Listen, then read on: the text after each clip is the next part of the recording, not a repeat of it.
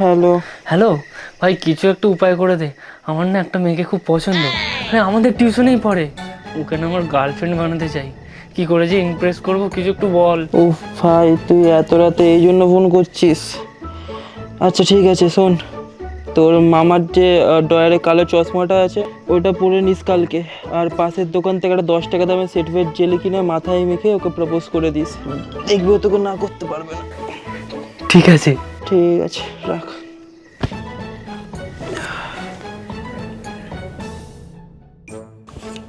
ও ওকে, আজকে তৃষাকে আমার মনের কথা বলেই ছাড়বো। আমি তো ভাবতেই পারছি না, আর কয়েক মুহূর্তের মধ্যেই ও আমার গার্লফ্রেন্ড হয়ে যাবে। এই হতচ্ছাড়া ছেলে, এদিকে আয়।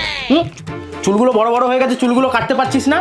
তোর মা জমানো পয়সাগুলো খরচা করে তোকে প্রাইভেট স্কুলে পড়াচ্ছে, আর তুই চুল এই অবস্থা করে ফুর্তি করতে যাচ্ছিস? না, আমি আসলে আজকেই কাটতাম, ওই জন্য তো চুলটা ঠিক করছিলাম। কাটাচ্ছি তোকে আমি, চল।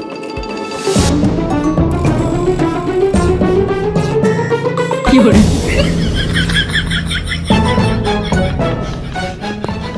হ্যাঁ, এইবার ঠিক লাগছে। এটা কিন্তু ঠিক হচ্ছে না মামা। ক্লাস কতদূর পর্যন্ত পড়া হয়েছিল? Sorry ma'am.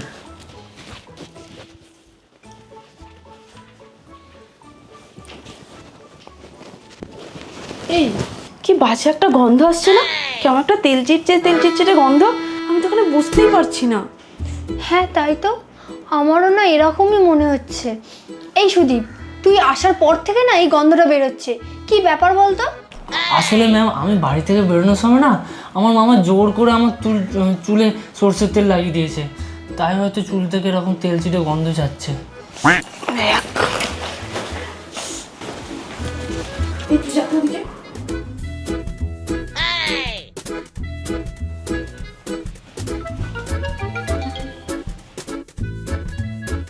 তুই কত বড় কাঁধা রে! তোকে বলেছিলাম পারফিউম মেখে আসতে, সর্ষের তেল নয়। এইভাবে তো লোকে কেউ পছন্দ করবে না, লোকে ইমপ্রেস হওয়ার জায়গায় ডিপ্রেস হয়ে যাবে। ভাই, কিছু একটা ব্যবস্থা করে দে না। তৃষাকে আমি খুব ভালোবাসি, ও আমার জীবনের প্রথম ভালোবাসা। কি বলিস? তো তৃষাকে পছন্দ? আমি তো জানতাম তোর নীলাঞ্জনাকে পছন্দ। না রে, তৃষাকেই আমি সত্যিকারের ভালোবাসি। তুই তো আমার বেস্ট ফ্রেন্ড, একটু হেল্প করে দে না। তুই আমার জায়গায় ওকে গিয়ে বলবি যে আমি ওকে খুব পছন্দ করে ওকে আমার গার্লফ্রেন্ড বানাতে চাই। এই এত গুজির গুজির ফুসুর ফুসুর করা কি আছে? এটা কি গল্প করার ক্লাস নাকি? আর সুদীপ, কিছুদিন বাদেই তোর এক্সাম, মনে আছে তো? ওতে যদি কম নাম্বার হয়েছে তাহলে তোর খবর আছে। Sorry ma'am. এরপর সুদীপ জানতো সে যখন তার বেস্ট ফ্রেন্ড নীলার দিকে সব কথা বলে ফেলেছে, তার মানে তার বেস্ট ফ্রেন্ড কিছু একটা করবে, তাই তার খুশির আর কোনো ঠিক থাকে না।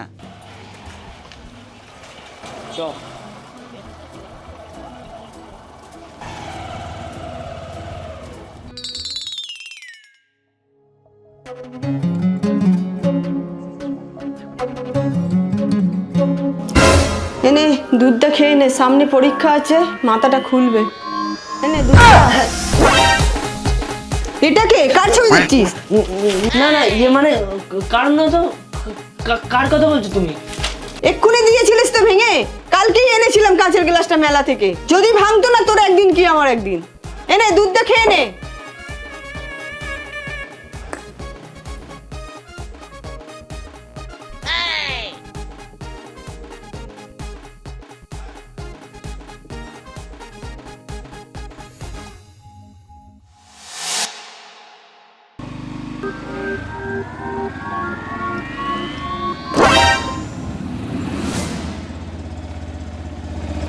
তিশা, টিউশন শেষ হলে কিন্তু আমি দাঁড়াস। হ্যাঁ হ্যাঁ, সে আর বলতে। আরে কোথায় যাচ্ছিস? চকলেটটা নিয়ে যা, বাড়ি আসবা আর একটা দেবো। এই নীলাদ্রি, আগের দিন তোকে যে আমার কথাটা তৃষাকে বলতে বলেছিলাম, বলেছিস? কি ব্যাপার বলতো? তুই ওকে চকলেট দিচ্ছিস, আমি তো কিছু বুঝতে পারছি না। সব যদি তুমি বুঝে যেতে তাহলে হয়েই যেত, শোনা। ফালতু বকিস না।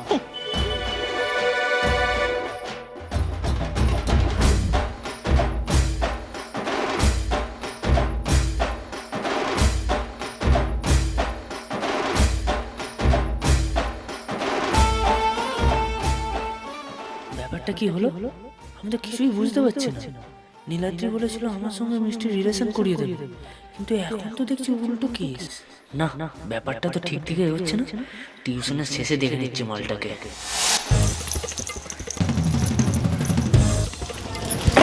এই নীলাদ্রি, তোকে আমার বেস্ট ফ্রেন্ড ভেবে আমি সব মনের কথা তোকে বলেছিলাম, আর তুই তো দেখছি এখন আমার পিঠেই ছুরি মারছিস।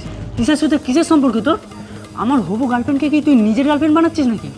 আচ্ছা, তো হবু হবু কি তিশা এই কোনোদিন তোকে বলেছে যে তিশা তোর গার্লফ্রেন্ড? আর তোর যদি মনে হয়ে থাকে আমি ওর বয়ফ্রেন্ড, তাহলে তাই। কি বললি তুই? ওই চল। হ্যাঁ মামা, আসছি।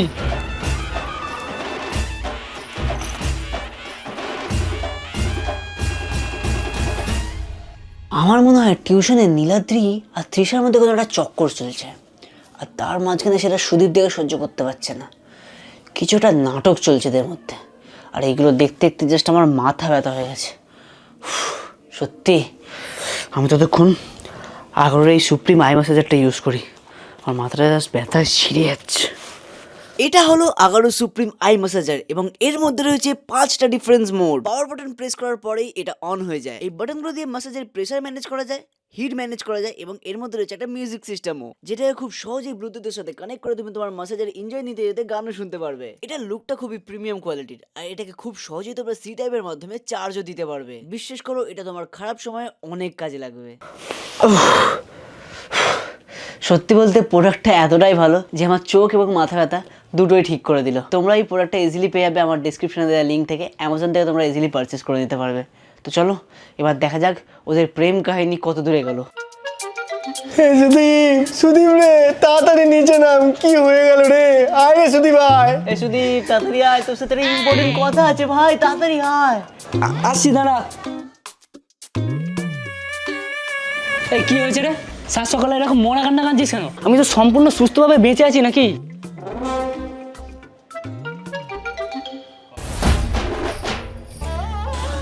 আমরা একদম বিশ্বাস করতে পারছি না, তোর বেস্ট ফ্রেন্ড নীলাদ্রি কিনা তোর ক্রাশ তিশাকে নিজের গার্লফ্রেন্ড বানিয়ে দিল। আরে খুব কষ্ট হচ্ছে না তোর? অবশ্যই নীলাদ্রি ঠিকই করেছে। তিশার মতো এত সুন্দর একটা মেয়ে যদি তোর মতো একটা ভোদাই ছেলের সঙ্গে যদি প্রেম করতো, তাহলে আমাদের বুকটা পুরো জ্বলে যেত। এইসব কুত্তা কোথাকার, বের এখান থেকে। এমনি আমার বুকটা জ্বলে যাচ্ছে, তারপরে ওরা এসে আবার মজা করছে আমার সাথে। এই তুই গালাগালি দিলি, নিচে যাচ্ছি, মেরে ফাটিয়ে দেবো তোকে। না, এই গেটের মধ্যে কতগুলো কুকুরের বাচ্চা ঢুকে যাচ্ছিল তো, ওইগুলোই তাড়াচ্ছিলাম। ও তাই বল, বাড়িতে না ঢুকে পড়ে, ভালো করে তাড়িয়ে দিবি। হ্যাঁ হ্যাঁ, এই হুস হুস হুস হুস। আমার মনে হচ্ছে নীলাদ্রি আর মিষ্টি সত্যি সত্যি রিলেশনে চলে গেছে। ফেসবুকে ছবি দিচ্ছে, এদিক ওদিক ঘুরে বেড়াচ্ছে। হায় ভগবান, তুমি আমার সাথে কি করলে? বেঁচে থেকে লাভ কি বল, তোকে পৃথিবীর কেউ जो फेविकॉल नहीं लगवाता है बहुत पछताता है। ভালো তো বাসে না এ পৃথিবী ভালো। আমায় ডুবাইলি রে, আমায় ভাসাইলি রে, অকুল দরিয়ায় বুঝি। সুদীপ, এই সুদীপ, কুড়ে একটা ছেলে হয়েছে, সারাদিন ঘুমাচ্ছে আর গান শুনছে। তোর মামাকে কখন থেকে ফোন করে যাচ্ছি, ফোনই তুলছে না। সেই কখন টক দই আনতে পাঠিয়েছি, গিয়ে দেখ তো কি হয়েছে।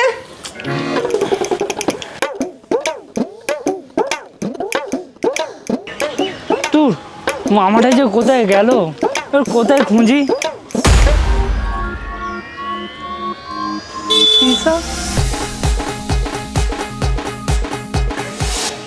কি হলো নীলাদ্রি, এখানে কি খবর? আর এটা কি আমাদের হবু বৌমা নাকি? মানে এটা তৃষা আর এটা সুধীরের মামা। আরে থাক থাক থাক থাক থাক থাক থাক, সুখে থাকো মা, ভালো থাকো। নীলাদ্রি যা ভালো ছেলে, ওর সাথে তুমি খুব ভালোই থাকবে। আমাকে একটা মেয়ের সাথে মিশতে পর্যন্ত দেয় না, মেয়ে দেখলেই দূরে চলে যেতে বলে। আর নীলাদ্রির নতুন গার্লফ্রেন্ড হয়েছে বলে ওকে আবার আশীর্বাদ করছে। এ আমি কি দেখে ফেললাম?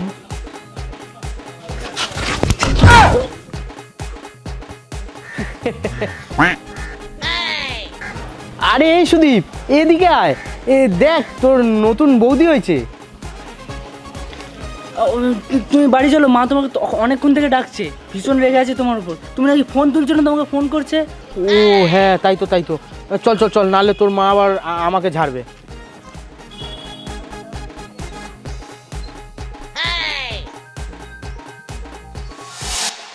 না, আমাকে কিছু একটা করতেই হবে। আমি কিছুতেই মিষ্টিকে নীলাদ্রির হতে দিতে পারি না। এমন কিছু একটা উপায় বের করতে হবে যাতে নীলাদ্রি নিজেই মিষ্টিকে ছেড়ে দেয়।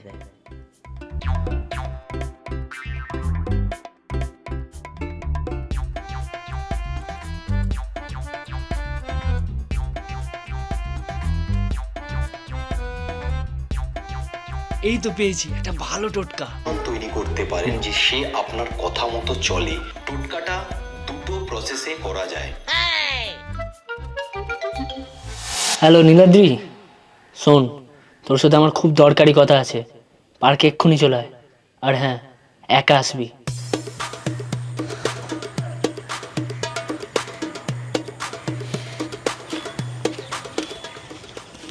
তৃষা কই? তুই কেন বলতে যাবো? আর এমনি তো তিশা এখন আমার গার্লফ্রেন্ড। কী হয়েছে তাড়াতাড়ি বল, আমার লেট হয়ে যাচ্ছে। সন্ধ্যাবেলা তিশাকে নিয়ে ডেটে যাবার আছে। আচ্ছা, তুই মানবি না তো? ঠিক আছে, আসছি। তুই দিশাকে বলে যা, দিশা এবার তুমি আমার গার্লফ্রেন্ড হয়ে যাবে। তুই পাগল হয়ে গেছিস? তিশা তিশা করে তোর মাথা পুরো খারাপ হয়ে যাচ্ছে। এই লঙ্কার লেবু দিয়ে আমি তিশাকে ভুলে যাবো? তুই কি ভুলে যাচ্ছিস তিশা এখন আমার গার্লফ্রেন্ড? কি ব্যাপার হলো? আমি তো ইউটিউবে সব ভালোভাবেই দেখলাম, এইরকমভাবেই করতে হয়। তাহলে কেন কাজ করলো না? ও, তোর বৌদি। বিশ্বাস কর, এই যদি এখন ফোন না করতো না, তোকে আমি ফুচকার মতো ভেঙে রেখে দিতাম। হ্যাঁ জান, বলো।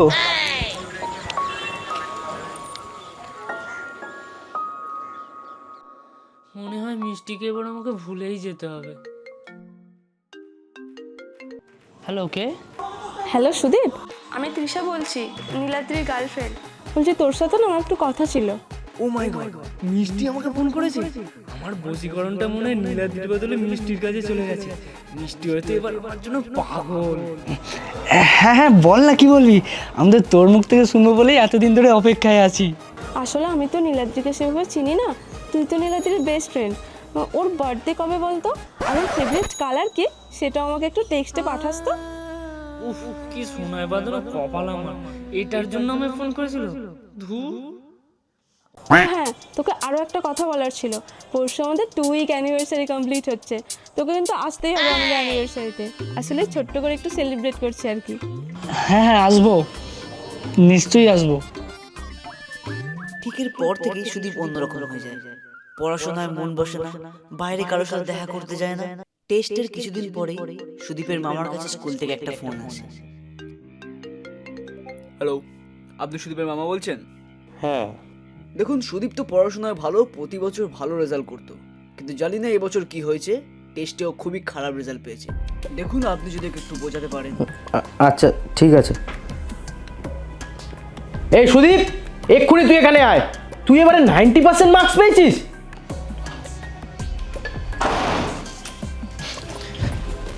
আরে মামা, এটা তো টেস্ট ছিল, এটা তো হায়ার সেকেন্ডারি এক্সাম নয়। চুপ, আবার মুখে মুখে কথা। বলেছিলাম না ভালো করে পড়াশোনাটা করতে, নাহলে দিদির মতন একদম মাথা মোটা তৈরি হবি। এই কি বললি তুই? আমার মাথা মোটায়? দাঁড়া, তোর হচ্ছে।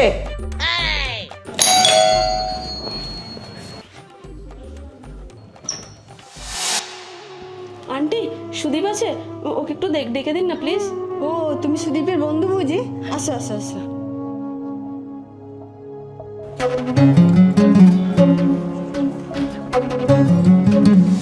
এতদিন বাড়ির বাইরে বেরোসনি কেন শুনে? তোকে আমরা কত খুঁজেছি জানিস, কোথাও পাইনি। আমাকে খোঁজার কি দরকার? তুই তো এখন অন্য কাউকে পেয়ে গেছিস। একটা চড় মারবো জানিস। এবার সত্যি কথাটা যদি তুই না বলেছিস না, সত্যি সত্যি তুই আমার কাছে চড় খাবি এবার। সারা জীবন এর কাছে ওর কাছে কানমুলা, থাপ্পড় আর শুধু মারই খেয়ে গেছি। তুইও নয় মেরে নে। না, তোর দ্বারা আর হবে না, কথাটা আমাকেই বলতে হবে। শোন, তোকে না আমি লাইক করি, অনেকদিন থেকে কথাটা বলবো ভাবছিলাম, কিন্তু বলতে পারিনি।